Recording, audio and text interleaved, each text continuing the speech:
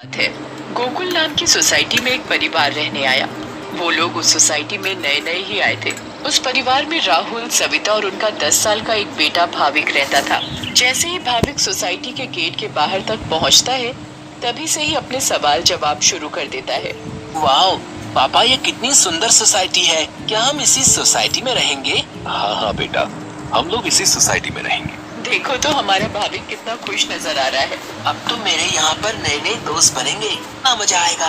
हाँ हाँ बेटा, बहुत मजा आएगा। चलो अब अंदर चलो। जैसे ही वो लोग सोसाइटी के अंदर कदम रखते हैं, तभी जोर जोर से हवा चलने लगती है और भाविक को कुछ अजीब सा महसूस होने लगता है। मम्मी देखो तो, हमारे आते ही ये कितनी जोरों से हवा चलने लगी है। मुझे कुछ अजीब सा भी लग रहा है। नहीं बेटा, ये बस तुम्हारा वहम होगा। बच्चा समझकर सविता भाविक की बात को नजरअंदाज कर देती है। वो लोग अपने फ्लैट पर पहुंचते हैं। चलो चलो, अब आप दोनों जल्दी से फ्रेश हो जाओ, सोने का समय हो गया है। हाँ, क्योंकि कल मुझे इंटरव्यू के लिए भी जाना है। भाविक, राहुल और सविता कमरे में जाकर सो जाते हैं। ऐसे ही चलते चलते उन्हें 1 महीना बीत जाता है। एक दिन राहुल का बॉस उसे ऑफिस के काम से सूरत जाने को कहता है। ये तो कितनी अच्छी खबर है। मैं ये बात सोसाइटी जाकर सविता और भाविक को बताऊंगा, तो वो दोनों भी बहुत खुश हो जाएंगे। राहुल घर जाकर ये बात सविता और भाविक को बताता है। सविता, ओ सविता, कहाँ हो तुम? तुम्हें एक खुशखबरी देनी है। अरे हाँ हाँ, क्या हुआ? इतना क्यों चिल्ला रहे हैं आप? हाँ पापा, क्या हुआ? आप इतने खुश क्यों नजर आ रहे हो? अरे खुश ना हो तो क्या करूं, बात ही ऐसी है। अब आप बताएंगे भी, क्या बात है? मुझे मेरी नौकरी की तरफ से सूरत ले जा रहे हैं। बहुत बड़ा प्रोजेक्ट है। अगर सब अच्छे से हो गया तो क्या पता वहाँ से आने के बाद मेरा इंक्रीमेंट भी हो जाए। अरे वाह, ये तो बहुत अच्छी खबर है। वाओ पापा, आप तो सूरत जा रहे हो। मैं भी जाऊंगा, मैं भी जाऊंगा। बेटा, मैं तुम्हें अपने साथ नहीं ले जा सकता। और सविता, तुम मेरा सामान पैक कर दो। मुझे आज ही रात 12 बजे तक निकलना है। मैं बस कुछ ही दिनों के लिए जा रहा हूँ। सविता राहुल का सामान पैक कर देती है और राहुल उसे रात 12 बजे सूरत के लिए निकल जाता है। चलो भाभी, अब तुम भी जल्दी से दूध पीकर कमरे में सोने चलो। ठीक है मम्मी। सविता और भाविक अपने कमरे में चले जाते हैं। सविता तो सो जाती है, मगर भाविक को नींद नहीं आती। बहुत तेज बारिश होने लगती है। भाविक बालकनी में जाकर खड़ा हो जाता है और बारिश के मजे लेने लगता है। वाओ, कितना सुंदर नजारा है। भाविक की नजर अचानक सामने वाले फ्लैट पर पड़ती है, तो वहाँ एक मोमबत्ती जल रही होती है। ये क्या है? ये सामने से कैसी रोशनी दिखाई दे रही है? ऐसा लग रहा है जैसे कोई मोमबत्ती जली हुई हो। अगर जब से हम यहाँ आए हैं, तब से तो ये फ्लैट बंद पड़ा है। भाविक को फिर अचानक से एक औरत चलती हुई दिखती है। अरे ये औरत कौन है? कहीं यहाँ कोई भूत तो नहीं? मम्मी, मम्मी, भूत, भूत, मम्मी, मम्मी बचाओ, मुझे बचाओ। क्या हुआ बेटा, क्या हुआ? तुम इतना क्यों घबरा रहे हो? मम्मी, वो भूत, भूत।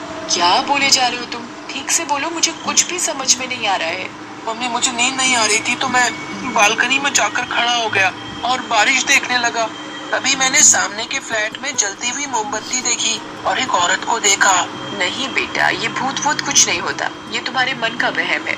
नहीं मम्मी, मैं सच कह रहा हूँ। नहीं बेटा, चलो अब सो जाओ, रात बहुत हो रही है। नहीं, मैं आपको लेकर जाता हूँ। अच्छा चलो, दिखाओ कहाँ है भूत। फिर भाविक सविता को बाहर लेकर जाता है। कहाँ है भूत? मुझे तो कहीं कोई नहीं दिख रहा। मम्मी देखो, वहाँ पर देखो, वो सामने वाले फ्लैट में। अरे बेटा, कुछ भी नहीं है वहाँ पर। नहीं मम्मी, मैं झूठ नहीं बोल रहा।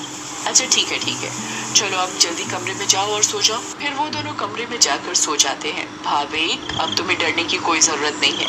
मैं तुम्हारे साथ सो रही हूँ ना, अब तुम आराम से सो जाओ। अगली सुबह भाविक सोसाइटी के दूसरे बच्चों से मिलता है। तुम सबके नाम क्या है? मेरा नाम पिंकू है, मेरा नाम सोनू है और मेरा नाम गोली है। सारे बच्चे मिलकर पूरा दिन खूब मस्ती करते हैं। फिर रात में सारी औरतें सोसाइटी कंपाउंड में बातें करती हैं। तभी सविता रात की बात सारी औरतों को बताती है।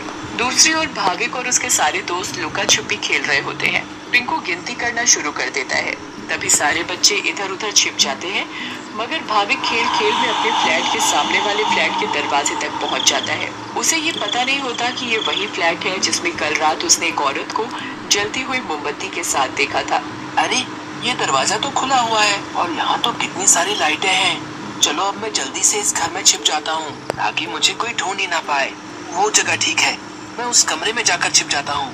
भाविक जैसे ही उस फ्लैट के कमरे की ओर जाने लगता है, वैसे ही बाहर की सारी लाइट्स लुप लुप होने लगती हैं। ये क्या हो रहा है यहाँ पर?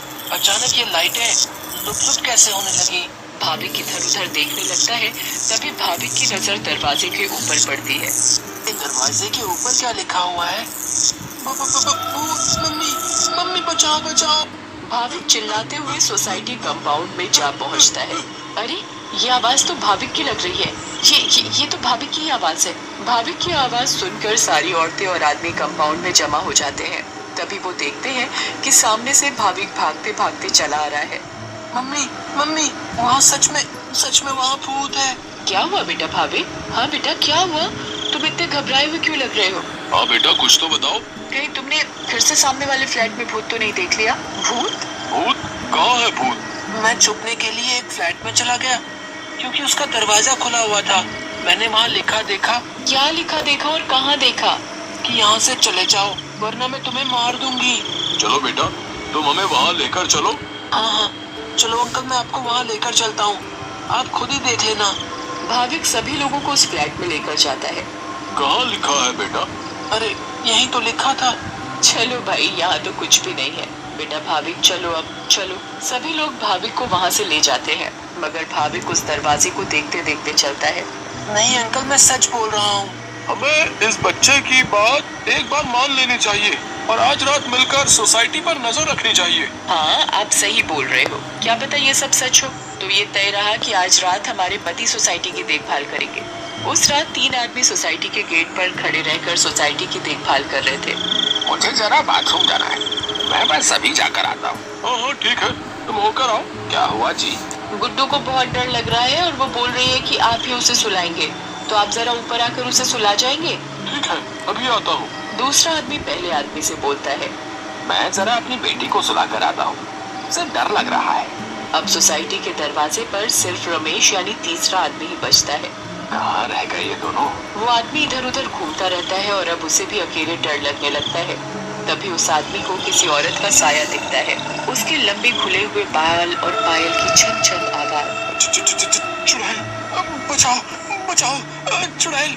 फिर अचानक वो चुड़ैल उसके सामने आ खड़ी होती है और आदमी बहुत तेज चिल्लाता है और वहीं बेहोश हो जाता है। अरे, ये चिल्लाने की आवाज किसकी आई? हाँ, आवाज तो मुझे भी आई। चलो चलकर देखते हैं।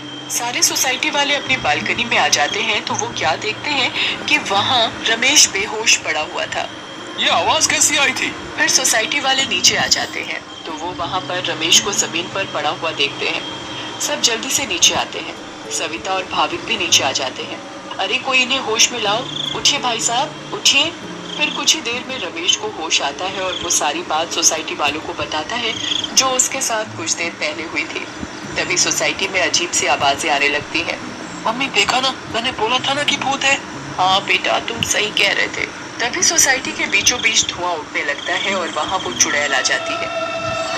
कौन हो तुम और क्यों हमें इतने दिनों से परेशान किया हुआ है? हाँ, बताओ, क्यों तुमने इतने दिनों से इन लोगों को परेशान किया हुआ है? हम भी तो इसी सोसाइटी में रहते हैं। तुमने कभी हमें तो परेशान नहीं किया, तो इन लोगों को ही क्यों? हाँ, बोलो बोलो। तुम्हारी वजह से मैं कितना डर गई थी। बताती हूँ, सब बताती हूँ। कई सालों पहले जब मेरी शादी हुई तो मैं और मेरे पति रवि सविता के सामने वाले फ्लैट में रहने आए। हम बहुत खुश थे, पर अचानक मेरी माँ की तबीयत खराब होने की वजह से मुझे कुछ दिन के लिए यहाँ से जाना पड़ा। और तभी सविता के फ्लैट में एक बहुत सुंदर लड़की रहने आई। रवि उस लड़की को पसंद करने लगे थे और वो लड़की भी। उस लड़की को ये बात नहीं पता थी कि रवि शादीशुदा है। मैं जब वापस आई और मुझे ये सब पता लगा तो मैंने रवि को समझाने की बहुत कोशिश की, बहुत लड़ाई की, पर वो नहीं माने। रवि मुझे छोड़कर उस लड़की से शादी करना चाहते थे और एक दिन रवि और वो लड़की चुपके से अचानक कहीं चले गए। मैंने उन्हें ढूंढने की बहुत कोशिश की मगर वो मुझे कहीं नहीं मिले। और एक दिन मैंने उन दोनों को बाजार में साथ देखा। उन दोनों ने शादी कर ली थी। मैं भागते हुए घर आई और ये बात मुझसे बर्दाश्त नहीं हुई और उसी रात मैंने फ्लैट से कूदकर अपनी जान दे दी। और उस दिन से इस फ्लैट में किसी को रहने नहीं देती जिसमें सविता और उसका परिवार रहता है।